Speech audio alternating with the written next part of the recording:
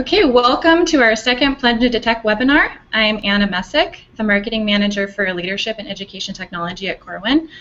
The Plunge into Tech webinar series is a free series to help you learn more tips and tricks to integrate into your teaching practice in the upcoming school year. If you missed our last webinar with Monica Burns on scannable technology, you can still watch the recording on corwinconnect.com. Some things to keep in mind during the webinar. If you have any questions, please follow the Plunge into Tech hashtag, and we will be monitoring the Twitter feed for any questions that you might have. We're giving away the entire Corwin Connected Educators series to 3 lucky winners. The way you can win is on Twitter, tweet your best idea for integrating technology into your teaching practice with the Plunge into Tech hashtag. And be sure to check out other people's ideas and like them, because the way you win is the more likes you get, the more likely you are to win. Also, be sure to stick around to the end of the webinar, because we will be offering a certificate of completion that you can download. Now, without further ado, it's my pleasure to introduce you to our speakers, Robert Dillon and Aaron Klein. Robert Dillon is the director of the Bright Bites Institute, and Aaron Klein is a current classroom teacher and the 2014 McCall Teacher of the Year. Today, Bob and Aaron will be discussing their new book, Redesigning Learning Spaces. Oh, we get to see it right there on the screen. Yeah, it's right here. All right, I'm going to switch you guys over to presenting. Awesome. Well, oh, there's me. Well, thanks, thanks, Anna, for having us. And let's go ahead and just throw the first slide up there, because it's a much better effort than me here. Make sure we have this down. We get that crazy, crazy retro thing. And then, Anna, does that look right on your end so we can get started? That looks good.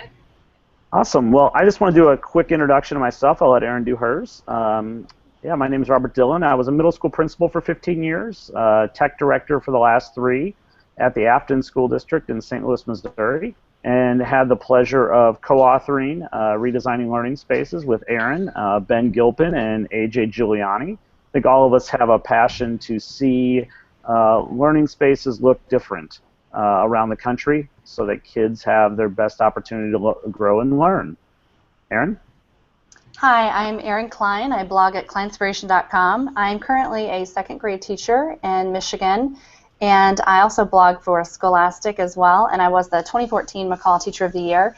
I've had the great honor of kind of working for about the past 2 years on just different collaborative projects with the 4 authors of, well, 3 other authors of this book, and to finally see some of our ideas come to print thanks to Corwin is just such an honor, so thank you very much, and we're excited to kind of share some of the insights into this book today.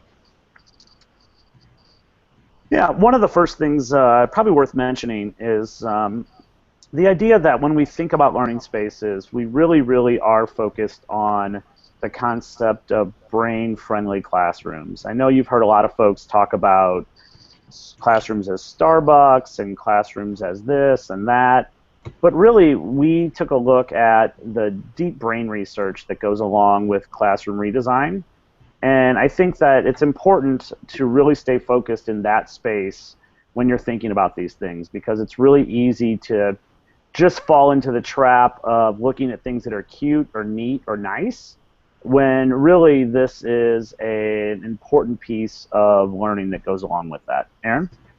Yeah, so I think Bob said it best whenever he mentioned that the focus truly does need to be on a brain-friendly classroom rather than just what looks aesthetically pleasing. And of course the two can go hand in hand, but we have to remember first of all who our target audience is and who we're designing for, and their children and their young adults. So we really need to keep the learning in mind first rather than just what we would like to see in our classrooms. And Bob and I will share some of the brain research behind that as we kind of get through looking deeper at some of the slides. Yeah, I think Aaron and I both joked about this, is that we have a lot of teachers today that are building Pinterest pretty classrooms where they're going online, finding a bunch of decorating ideas, but it's really not doing anything to move the needle on learning. And we do have to stay in that place. We have to make sure that, you know, as much as you put up cute decorations and things all over the walls and things everywhere that might be cute, it really is about the learning that when you really boil it all down. Right, I couldn't agree more. Having done interior design prior to actually going into teaching, the focus really was always centered on not just decorating and not being a decorator, but truly being a designer and keeping the elements of good design, whether it's line and color, and space and proportion, keeping all of those true architectural design elements in the forefront of everything that you do, as opposed to just trying to create what you think looks pretty from what you've seen on a picture.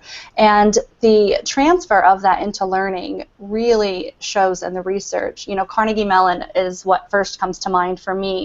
They've done a tremendous amount of research in terms of attention to allocation and creating environments that are a lot less environmentally heavy in print, but very minimalistic in nature. And I think that that speaks volumes when we think about how that can affect students not being overstimulated in the classroom, but to truly be able to focus on content and learning.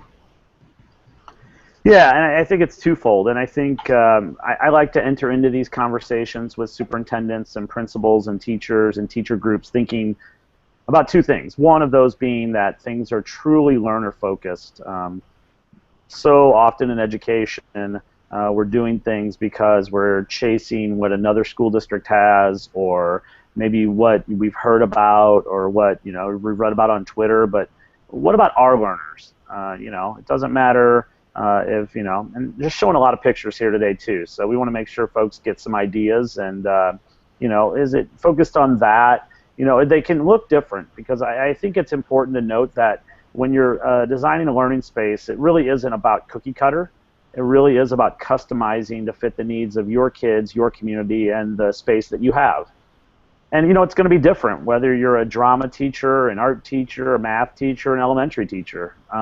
Depending on the type of learning that's supposed to happen in your classroom, some of those things are going to look different. Right, and really creating an environment, just like Bob said, knowing your audience, whether you're a specialist teacher or a classroom homeroom teacher.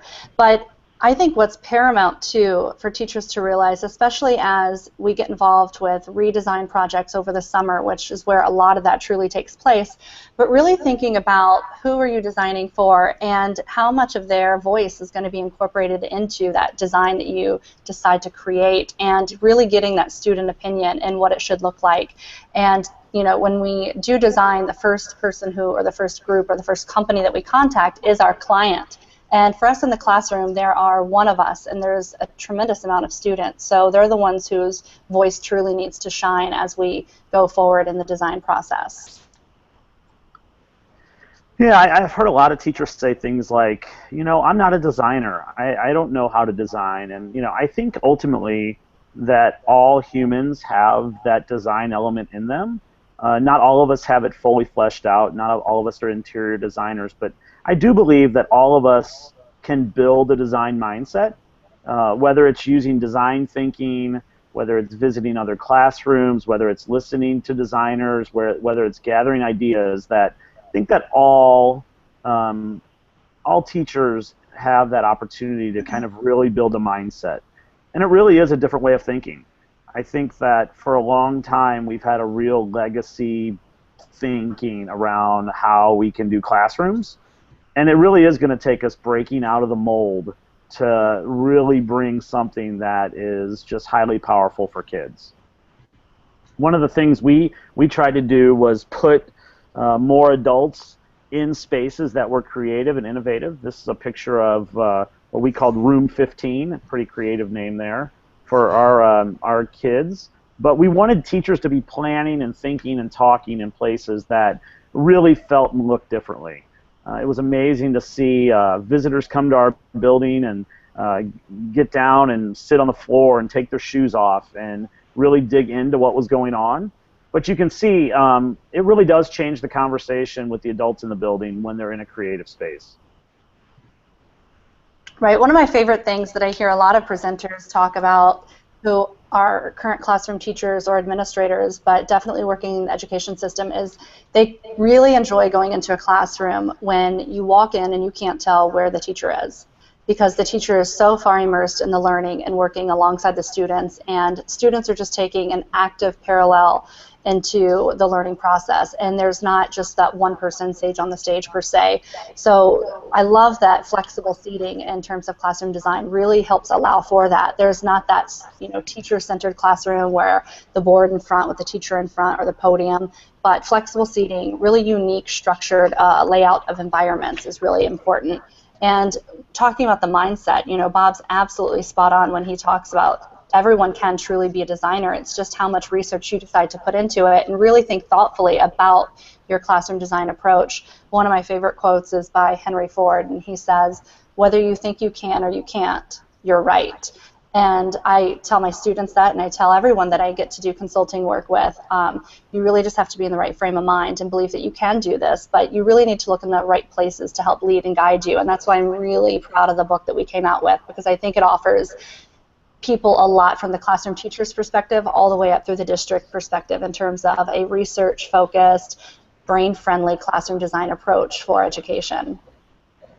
Yeah, and you know, I've gotten approached by many people over the last 2 years that have said, you know what, we want to do something with our classrooms. What should we do? And I come back to this question, you know, why are you doing it, and what is your purpose? I think we quickly get caught in fads in education, whether it's one-to-one or it's maker spaces or whatever fad we're chasing. And all of those things in and of themselves are good, but none of them matter without a deep learning purpose. And so I know we keep coming back to what is the purpose, what is the learning, but it really does matter. And so as you enter into these conversations, whether they're with yourself about transforming your classroom, whether they're with your department or your grade level, or they're with a larger team in your school, I really encourage you to ask that question multiple times. If you say our purpose is for kids to be more excited about learning, then you say, well, why is that important? And what's purposeful about that? And to keep digging into that question, because, you know, really good plans around learning spaces don't come easy. It really isn't good enough to just grab some old furniture and throw it in a room just for change's sake.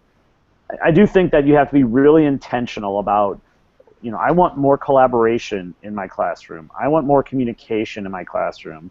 I need kids to be able to move around and showcase what they're doing. And until you have that purpose, none of these sort of things work. Great example is this picture in front of you. We built these T-walls, and you can find the plans for the T-wall if you look up T-walls in Stanford Design School. And we built them without a purpose. And we thought we knew what was going to happen with them. And in retrospect, we built a pretty darn big structure in a room that really didn't serve the purpose of kids. You can see they made do, because kids always do. They adapt to what's in that space.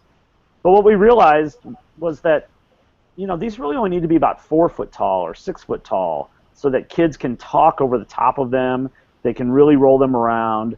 But the cool part is what we've seen is multiple schools now build these with purpose because they got a little bit of a spark of idea. So really can't say enough how important it is to visit other schools, see what other folks are doing about learning spaces. No one's going to say they're perfect, but they're going to give you ideas on how you can begin to shift some things. I know that Erin talked about flexible seating, and maybe you want to go into that a little bit more. Yeah, absolutely.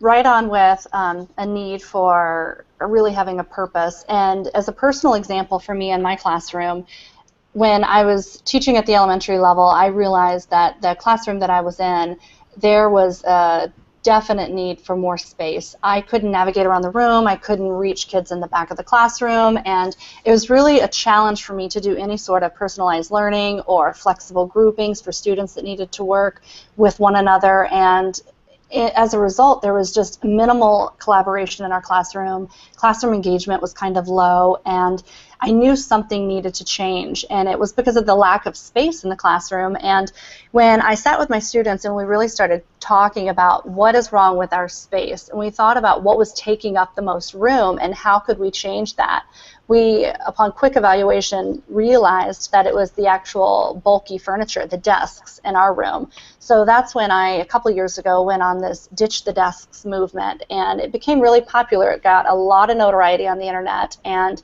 a lot of teachers started ditching the desk. But as happy as I was, I really just wanted to make the message clear as to why we did that. It wasn't just to get neat-looking furniture in the classroom, because when we talked about, okay, so now we're getting rid of the desks, but obviously we still need something available for seating, right? You still need proper workspaces.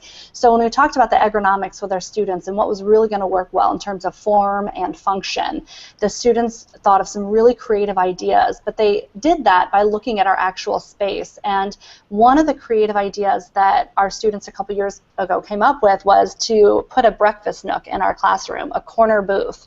And because we had this half wall that was part of the structural facility that we could not change. And I thought how ingenious of these kids to kind of think of that. So, you know, we started thinking about what are the two most important elements when you incorporate flexible seating into any space. And for my students, number one was comfort. They really wanted a place that was going to be comfortable for them to sit. Because if you think about the amount of time that they're asked to be in one location and the amount of rigorous work or the cognitive demand that we're asking them to give us, they really do need a spot that's going to lend themselves to be most comfortable.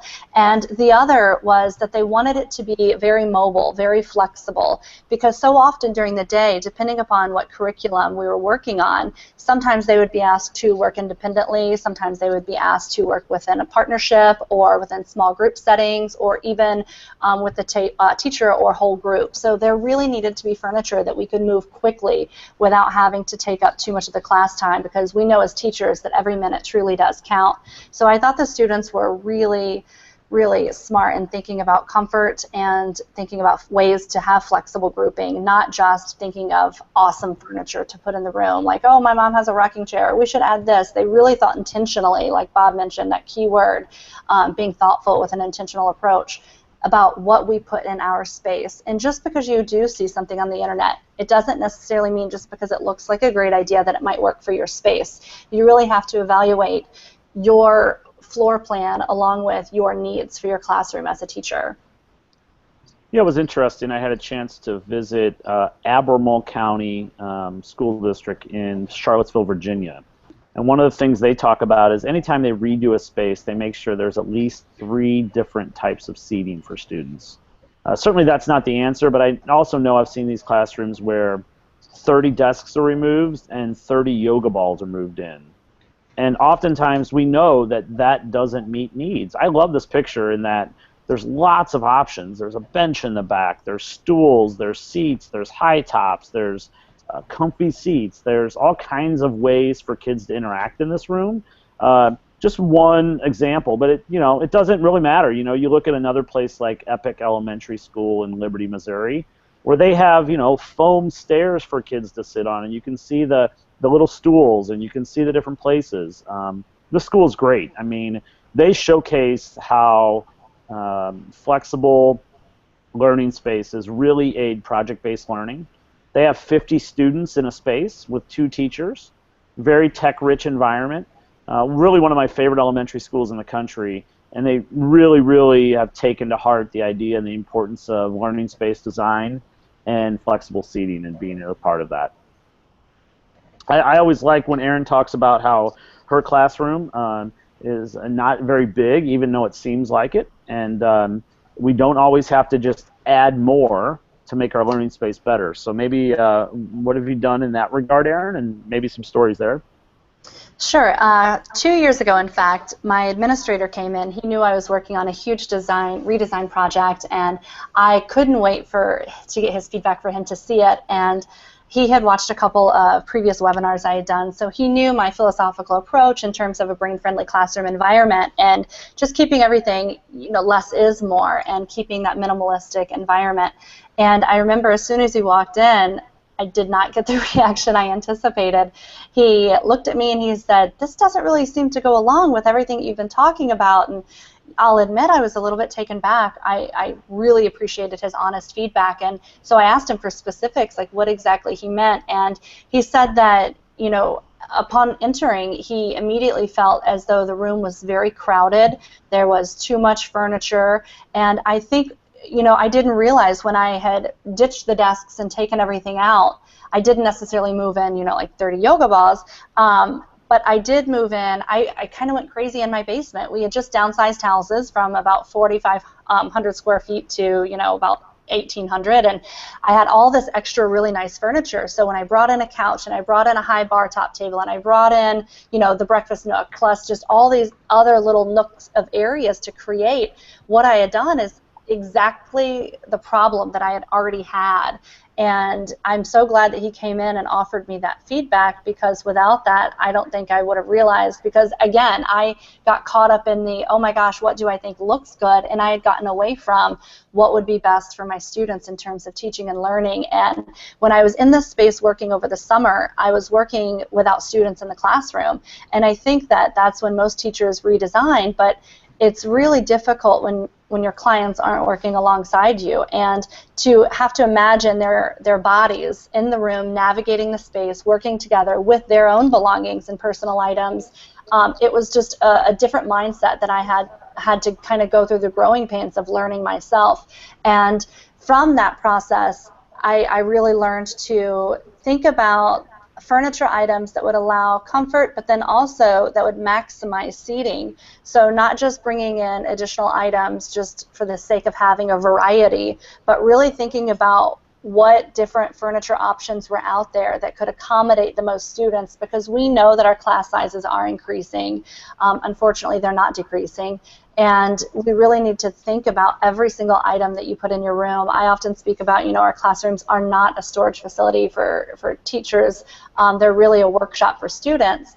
And I've worked every year really hard to kind of purge items in my classroom that we haven't used within the past 6 months, because chances are they're just collecting dust. And to really make sure that when a student enters the room, they feel like every supply, every resource, every material, or at least the majority of it, is available for their own learning experience. So definitely less is more. Yeah, I recently told Aaron the story. I visited a classroom, a kindergarten teacher's classroom, who had been teaching for 42 years in Delaware. And that teacher, I guess in about year 2 or 3 of her career, mentioned that she liked frogs. And so exactly what you would think happened. The entire room looked like a museum full of frogs, stuffed frogs, ceramic frogs, to the point where you couldn't almost find the 25 students that were in the classroom. And she was well-intentioned, and just like this picture too, this teacher was so excited about how she had changed her room. And a deer, and we talked about this, she was like, I'm so excited, the kids love it. And I just kept saying, yeah, but look at all this stuff. And it's not like the room isn't in full view in this picture.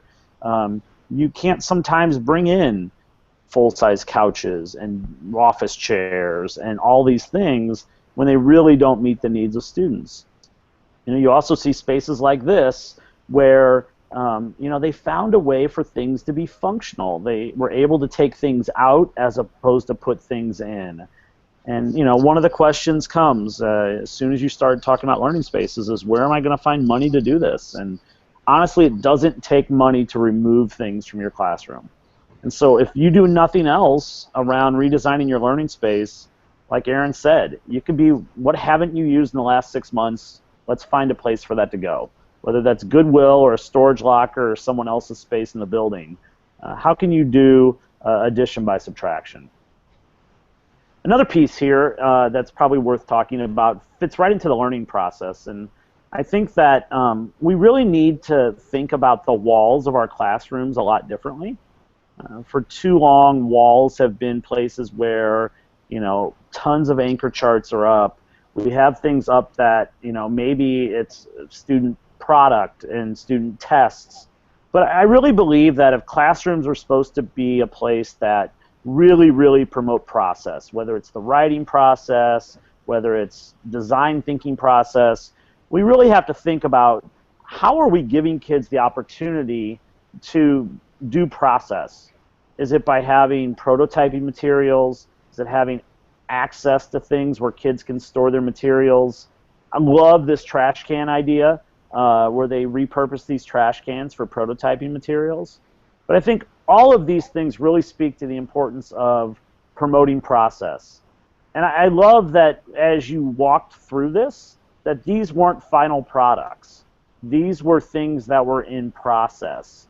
And this classroom that I took this picture of here really, really promoted that idea of process. Thoughts on that, Erin? Yeah, I couldn't agree more. Being a National Writing Project member and very process-oriented in everything that I do, pedagogically speaking, I think that it is very important to honor the student process. And it goes along with helping them to take risks and to recognize failures as that first attempt in learning, and to realize that it's not about creating this perfect process, but it's about those multiple prototypes, or it's about, you know, seeing their learning path of where they started as an individual and where they end up, or the difference that they made during that process. And you know, it's the difference between if you walk into like a mechanic's garage, you would expect to see a mess, things in disarray, because there are projects being worked on. Whereas if you walked into a showroom, you know, an auto showroom, everything's going to be polished and pristine and put together in perfect order. But yet, that's not how the car started. And I think that that's important for kids to realize that, you know, my kids get so frustrated when they can't just get something immediately, especially when my second graders come to me in September and, you know, they're asked to do something that might be a little bit above their zone of proximal development or a little bit above their level. And when they're asked to do something of that nature, on occasion, you do have those students who they just bottle up, or they break down in tears, or they just become frustrated, and they're like, Mrs. Klein, I just don't get it. I don't understand. I can't figure this out. And the first response I always have to them is, good, because then why would you need to be in second grade? You would just go to third grade if you knew everything. I need to be able to teach you things. And that's why you're here, so that we can work together and to learn new material. And you're not supposed to know everything when you enter the doors. And I think that honoring that risk-taking culture and just that love for learning and finding out new information is really important for kids. And having a space that truly honors that, not just having finished product on the wall. And you know, sometimes even in writing workshop, we will publish stories that the revisions, you can see that. And I tell the children, I want to see the footprints of your thinking. I love to see all of your work. When they come and I can see that their math computation is erased, I tell them, why did you erase that? And they said, well, it just looked messy. But learning is messy. And I think that, you know, by about mid-year, the kids really start to catch on to that. And that's important, to really be a teacher that doesn't frame the artwork and post it on the wall or on the bulletin that has the gold star or that is perfect, but really just honoring that process and getting to see their revision and their thinking is really, really essential. Yeah, and you know, once we get kids believing in the fact that they're always learning forward, it just goes a long way. And you know, I just finished a blog post about how we only have a few real transformative levers left in education that aren't budget dependent, aren't approval dependent, aren't compliance dependent. And one of those is learning spaces. Any teacher in America can make changes that can be helpful to really getting results with their kids. And I really believe it starts with a different mindset. Oftentimes we talk about the nouns in learning, whether that's here's these tools on how to do this, here's these tricks on how to do this, here's these tips on how to do this. And the mindset shift comes when we go from nouns to verbs. And these were the verbs that overtook Afton over the last 3 years. And the idea that kids were creating, kids were making, kids were designing. That goes all the way down from kindergarten to 12th grade. We really were working on a mindset where that's what kids were doing. I mean, we went out of our way to create physical spaces for kids to design. We went and made spaces for kids to create video and audio. We know that kids love to make YouTube videos. We know that kids love to be in GarageBand. We know that those things can launch kids off into really deep passion projects. And we also transformed our theater space. Our middle school theater space was an awful space, almost something out of the episode of Hoarders. And we turned it into this, our own little black box theater, where, you know, this is what was in the room. This was it. Stools, ottomans, and a black box. And next thing you know, it really changed the way that kids interacted in that room. We know a middle school theater class. Just think about how hard it is for kids to take steps forward, get up in front of their peers. And this learning space really, really created an opportunity for kids to be open and honest and showcase their talents in front of their peers. And, you know, when you have a mindset that's about creating, making, and designing, it really does lend itself to good stuff happening. You know, another piece that I know that both Aaron and I have done some work around is how are we intentional about the light, the sound, and the color in our space? And I'll let Aaron start, and I'll finish on this one. Yeah, Susan Kovalik does a lot on this particular topic, and I first got introduced to her during the first year of my teaching career. We were a highly effective teaching school, and we had consultants come in and work with us as teachers.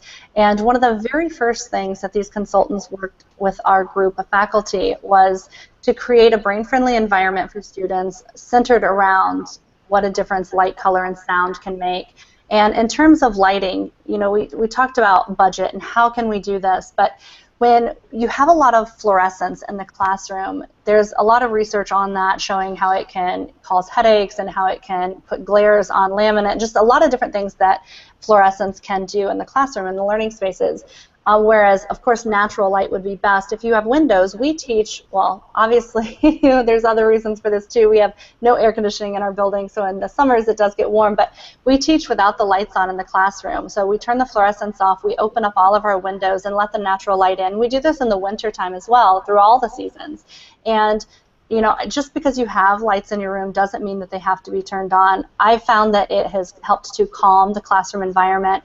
It has really allowed for a safe environment for students to feel comfortable and to, you know, actively participate. And even bringing in incandescent lighting, lamps at home, or even you can get at Target or a cheap, affordable store, or even from donations for lighting for your classroom.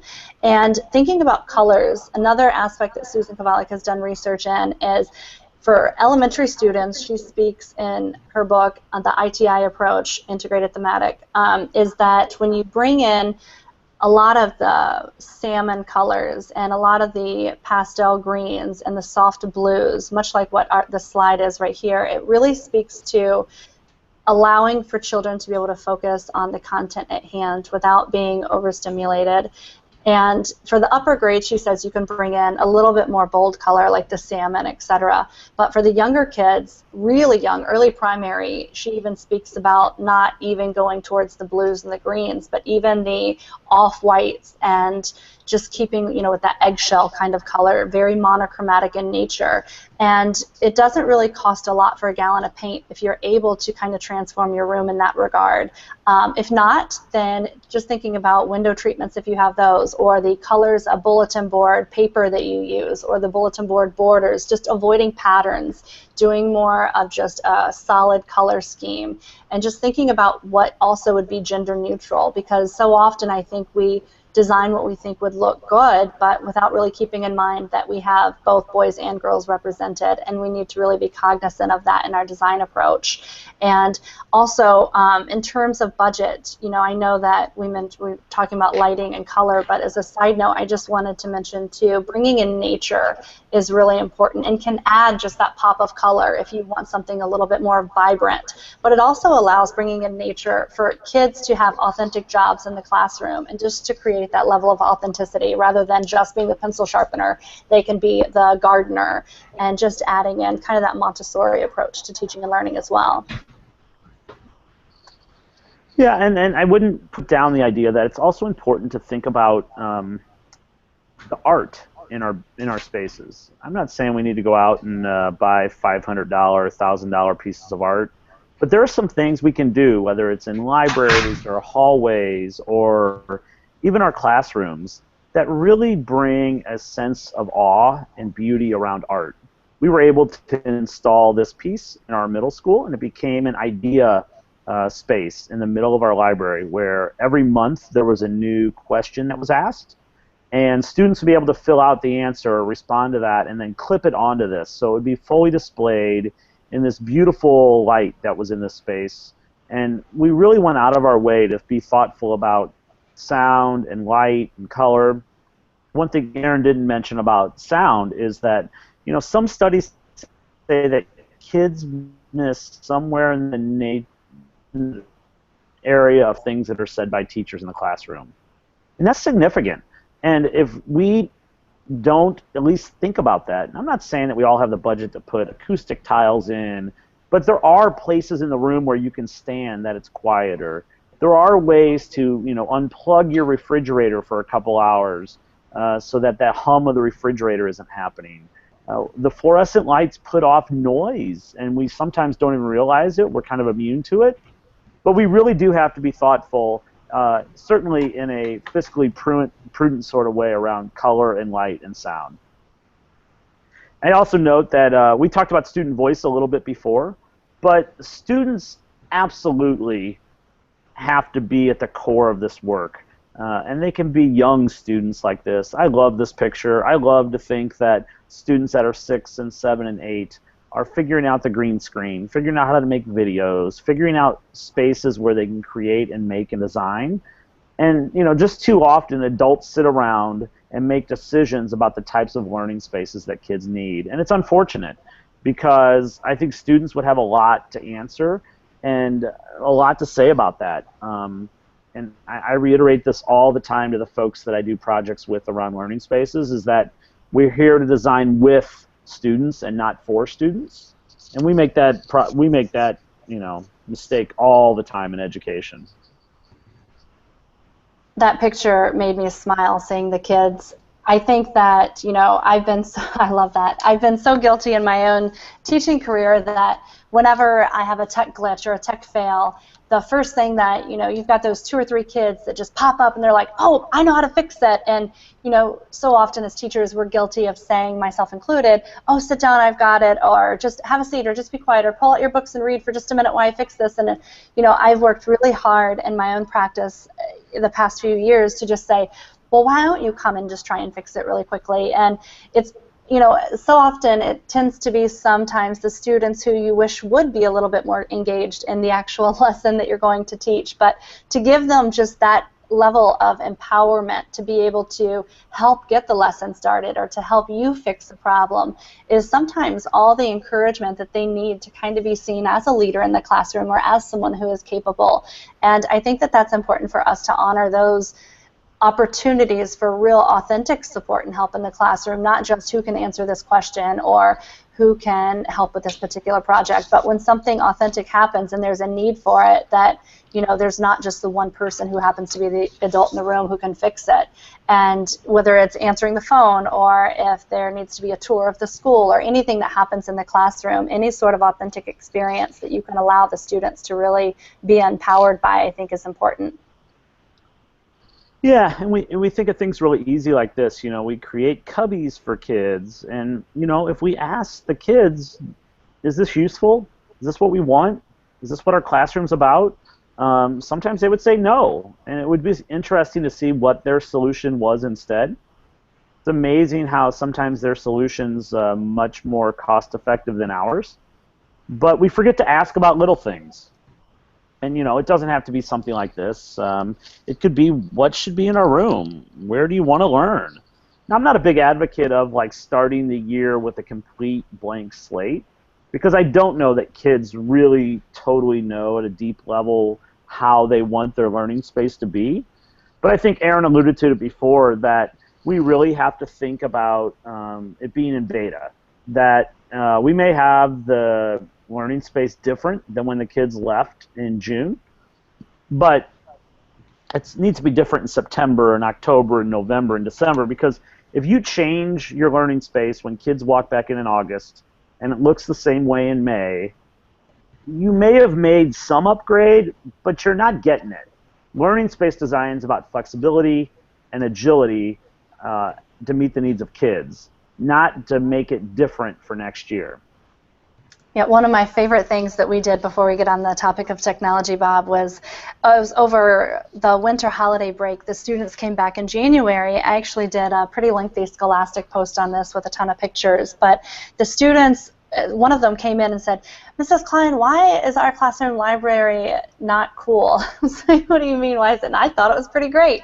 And they said, I like getting books at like Barnes and Noble, but here it's just you put everything in these little buckets, and we have to go and like I can't even reach some of the buckets, and then I have to get them down and flip all through them. But when you go to Barnes and Noble, they have them all on display, and it's kind of like when you're at the movies. You can kind of see everything, and there's posters for it, and they advertise, and you get excited about it.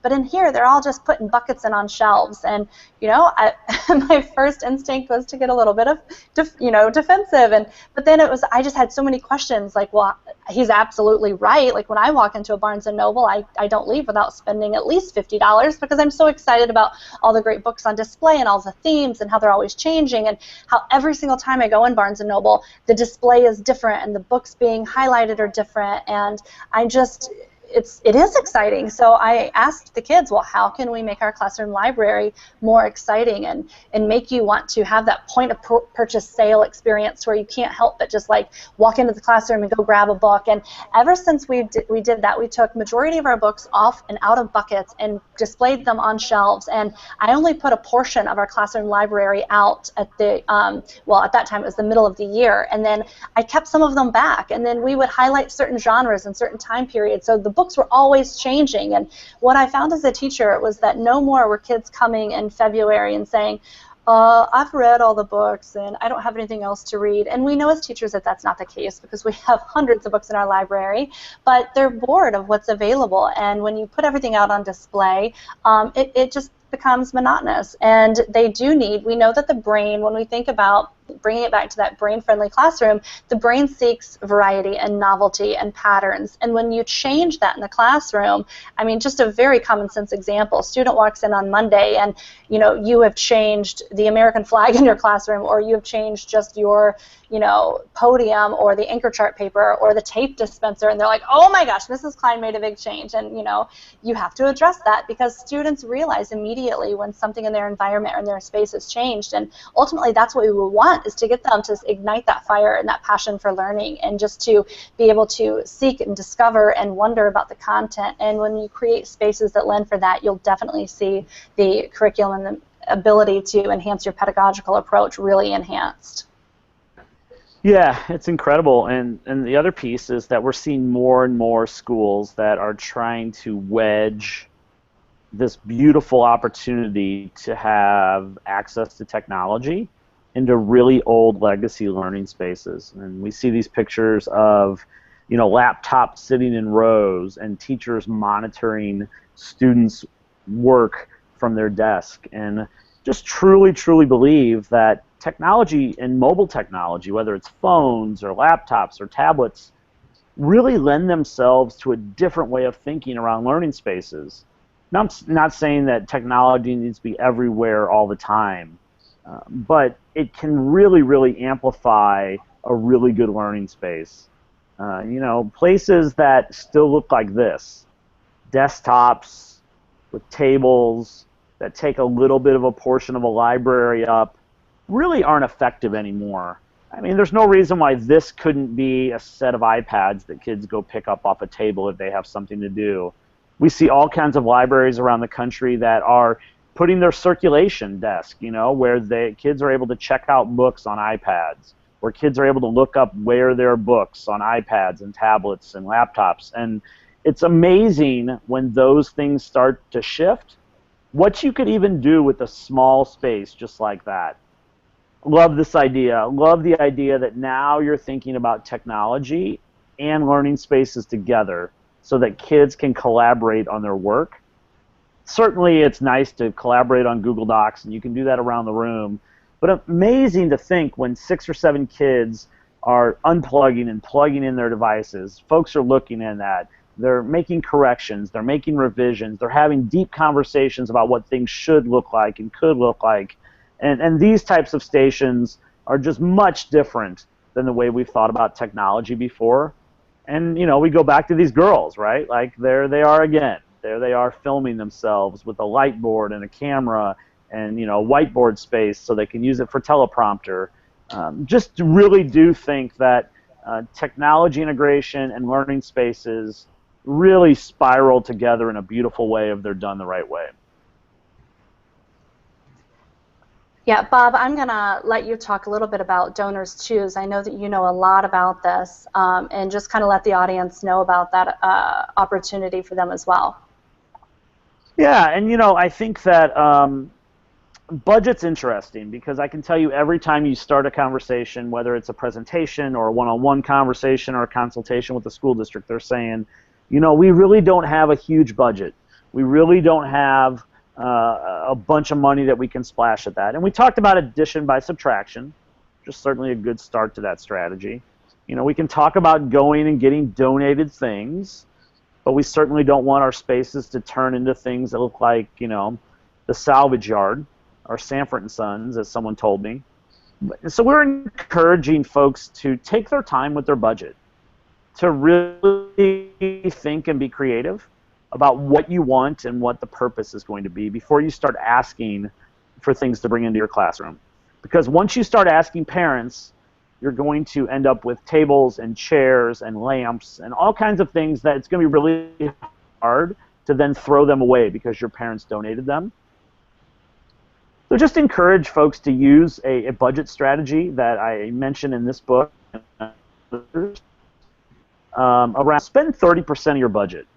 I think that's a really good place to start. So I don't know what you have as a budget, but whatever it is, think about what 30% is. Bring some items into the space. And then give kids an opportunity to interact with them. And be a sociologist of your classroom. Really, really watch what kids are doing well, what they enjoy, what they don't enjoy. Always reminds me of universities that don't put sidewalks down, but they wait for kids to wear the path down, and then they put sidewalks in. And then once add another 40%. And then at that point in time, you're just about whole. So you haven't spent everything, but you spent 30%. You know what kids want.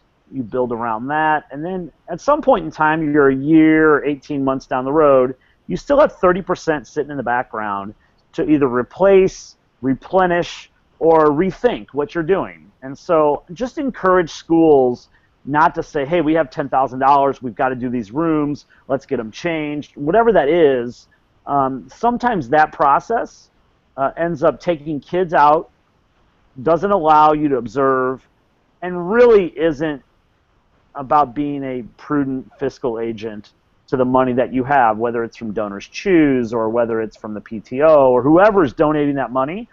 I think we have to be really thoughtful about how we spend those things. Yeah, absolutely. And something, too, to mention about budget is a lot of times I've had people who've come into my classroom and they've said, Erin, this piece of furniture looks really nice, or I really would love to have something like this in my classroom, but my students might be too rough on it, or my administration might not support this for the budget because it's not as durable as some of the other furniture items. And I always tell them from my own personal experience and from other teachers in school districts that I've worked with, students really tend to respect the furniture a little bit differently, I think, when they do find that it's comfortable and that it's a little bit nicer. And not always the case, but I've had some of the, I guess, quote, less durable furniture in my room, items from just different stores, and I can tell you that we are on year 5 and they've held up just fine. In fact, one of the students walked into my room one time and they're like, Mrs. Klein, like, this is so nice. And I talked to my kids about, why is it that the items are holding up better and they're still in great condition. And one of my little students said, well, it's kind of like when you walk into a McDonald's. You know that you can walk around and kind of run around and go crazy, and they have play places for you to go. But whenever you walk into a nice restaurant, and I love this, they said, like Applebee's, you know that you have to behave a little bit better. And it's kind of like when you walk into your friend's house, you have to take your shoes off at the door. And so that really resonated with me in thinking about when we create spaces that are a little bit nicer, and by that I don't mean add expensive quality, incredible things that aren't even affordable. I just mean to declutter and make it look like a workshop for students as opposed to a storage space of teachers. And students really recognize that, and they see the space and the care and the love that you've put into that, and that their voice is able to shine through, and that whatever you decide to do with your space, I think that it will hold up a lot better. Yeah, I think that's great wisdom there, Erin, because, you know, no matter what you're doing with your space, it needs to always be changing. The worst thing we can do is check learning space design changes off the list. It can't be a to-do list. It can't be a thing that I did. It has to be a thing that you're doing. Too many things in education have been that. At some point in time, we moved from wooden desks to fiberglass desks, and we've moved from, you know, chalkboards to whiteboards to interactive whiteboards, and we've checked that off the list because all classrooms had it. And it just isn't the way we can do learning anymore. We really do have to think deeply about what does the research say, what's right for the learner, what's right for the deep type of learning that our kids deserve. And, you know, how can we support an energy and excitement and exhilaration around learning through the types of learning habitats we can build for our students that are deeply involved with building learning habits. And I think that's a really important piece. And so, you know, not all classrooms are going to look like this. You know, I'm sure this, you know, curved walls and beautiful colors and flexible seating, but they all can change. We can definitely say next year the desks aren't going to be a part of how my kids learn. We can push back and say, you know what, I know that I have some kids that just don't learn effectively in my classroom. I've never opened the blinds. I can do that. There are so many easy first steps. And I think that as you take those steps, you'll find allies in your building. You'll find allies around the country. You'll find folks that really, really do believe that, you know, learning can look marvelous. And, you know, these are elementary students that own their learning every day. Some are using technology. Some are doing group work. You have beautiful writable spaces. You have teachers that are acting as facilitators. And I know that anybody listening to this wants that for their school. And so, I feel like I'm going on, but it really, really is a piece of passion for me to say this is a different way about doing and supporting the learning for our kids. Any final thoughts, Erin? I think you summed it up very nicely. You know, the more ways we teach, the more students we reach. The more flexible we are in our redesign process, the wider our net is going to capture our wide array of learners that we have. And, you know, when we think about the learning spaces, just keep in mind, you know, the learner and the learning that has to transpire first, because we are an institution for education. But the more that we continue to have traditional teaching and learning environments, it only is going to reinforce traditional teaching and learning. So in order to transform our teaching, we have to start with the foundation of transforming our learning space so that those different types of learning and those creative curricular decisions that we're trying to make can actually transpire without being forced into the confines of our walls and our desks and rows, and really being able to step outside of our box. We really need to kind of look within so that we can move outward. Yeah, and one final thought, I'd love to thank Ariel Bartlett, and thanks to Anna and the whole crew at Corwin for giving us this opportunity to talk about something both Erin and I are super passionate about. And I know that Anna has a few final words for you. We've got a couple of final slides here. One, certainly if you want to read more, hear more, you can go to this link and use this code below and pick up our book. I think it's a great, quick summer read, a great start to a number of conversations, and I think Erin and I are both as excited as Ben and AJ are that more teachers in more places are getting a chance to think about these sort of things. And then finally, I know that there are tons of additional Plunge into Tech webinars down the road, And I know that if you are one of those folks that need a certificate to say you're taking care of your professional development in the summer, you can use that QR code or that little link at the bottom to take care of all the things that you need. So I'm going to drop out of the slides here and come back if Anna has any final words. Okay, well, thank you so much. That was wonderful. And I just wanted to wrap up by saying that, again, Redesigning Learning Spaces is actually part of the Corwin Connected Educator Series. So if you want to learn more about the contest where you could win the entire series, just check out corwinconnect.com and look up the contest rules. And we are actually skipping next week. We're not having a webinar next week because we will be attending ISTE. So if you see us around ISTE, feel free to say hi. And we will be coming back on July 5th with Bob Dillon again. And he'll be discussing understanding open education resources. So thank you. Thanks, everybody. Thank Bye. you.